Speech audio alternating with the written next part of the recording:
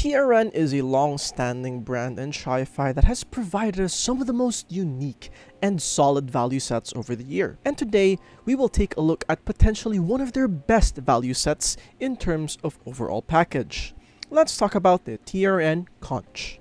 Priced at $35, but can go much lower during sales, the TRN Conch offers one of the best value presentation in its price range. Starting with the unboxing and inclusions, the Conch comes in a rather medium-sized box with the Conch illustrated up front.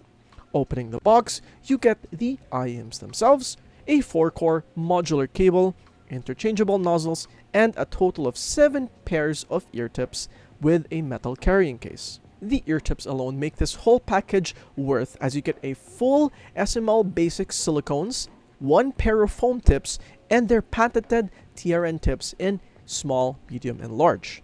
We'll talk more about the rest of the accessories, but the ear tip selection is one of the best in the budget. The inclusion of the metal case is also wonderful, as it is one of the most durable cases that I've seen in the market, let alone paired with the budget set.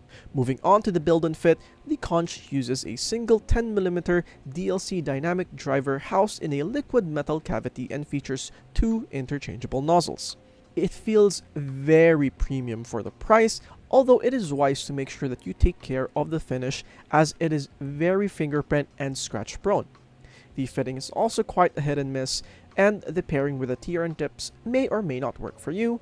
Foam ear tips offer the best fit for the included tips, but your mileage may and will vary. The cable is a 4-core silver-plated OFC modular cable that comes included with a 2.5, 3.5, and 4.4mm jack. It is very soft, lightweight, and it's a very comfortable with the cable material, not irritating my very sensitive skin. It wasn't very tangle prone, and it is genuinely a really nice stock cable. Although I am worried about the modular design loosening up in the future, but I really can't complain over at this price range. Moving on to the sound, the TRN Conch features 2 tuning nozzles. I will talk about the red ring nozzle and compare to the black and blue ring nozzle later. The Conch has a slight U-shaped sound signature with a very generous low end and high frequency emphasis.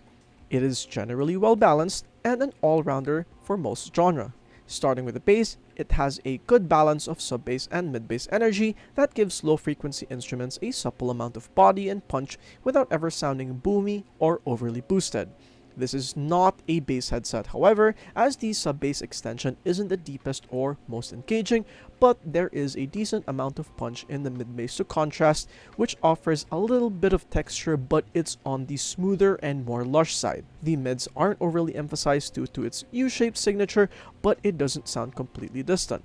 Male vocals have a good sense of body and can occasionally sound pretty dry on certain bright-leaning mixes. Female vocals, on the other hand, are aptly forward with a good amount of energy without getting too shouty or harsh, but can sound occasionally husky, particularly on contralto vocals. Nuances aren't the best, however, as there is not a lot of character in vocals and instruments, but it is present enough to not sound dead, lifeless, or completely unlistenable. The treble is elevated, energetic, and sparkly, but quite sibilance prone. There is a distinct metallic tinge to the treble, which might come across unnatural sounding for some people. S&T sounds can get quite sharp and piercing on certain mixes.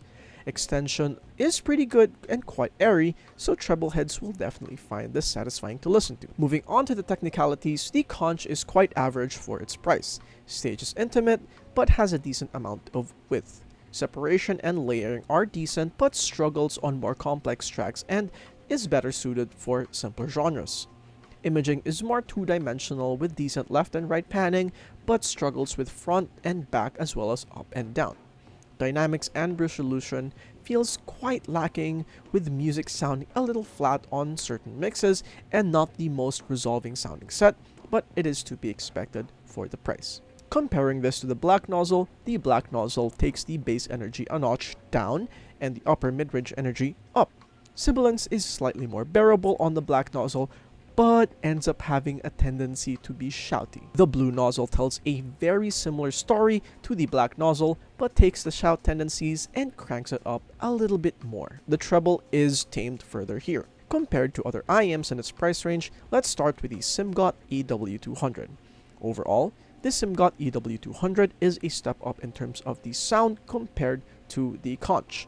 They both follow a slight U-shaped sound signature, but the EW200 has a better balance, less harshness, and better overall technicalities. Bass is more dynamic, textured, and engaging. Mids are cleaner and more open, and the treble is surprisingly brighter and yet less sibilant on the EW200. The only thing the Conch is directly better than the EW200 in is the inclusions, as the EW200 has bare bones inclusions in contrast to the Conch's treasure trove.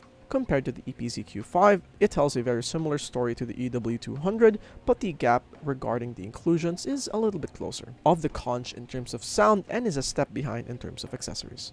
Compared to the KZ D5, the D5 has a considerably better sounding timbre than the Conch, while the Conch has considerably better technicalities.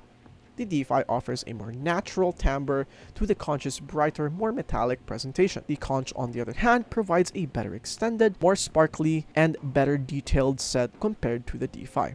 Compared to the CCA Rhapsody, the Rhapsody has somehow better coherency than the Conch, but the Conch has a tamer and more natural tune compared to the V-shaped tune of the Rhapsody. Technicalities is overall better on the Rhapsody compared to the Conch. To conclude, the TRN Conch is a very solid value in terms of accessories and build, but can definitely be improved in the sound department.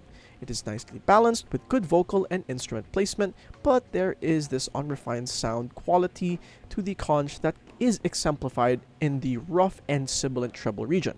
However, I would say that this would be a perfectly adequate IEM for starter people who are just trying to get into the hobby. It may not be the best sounding IEM for the price, but it's certainly one of the best value ones.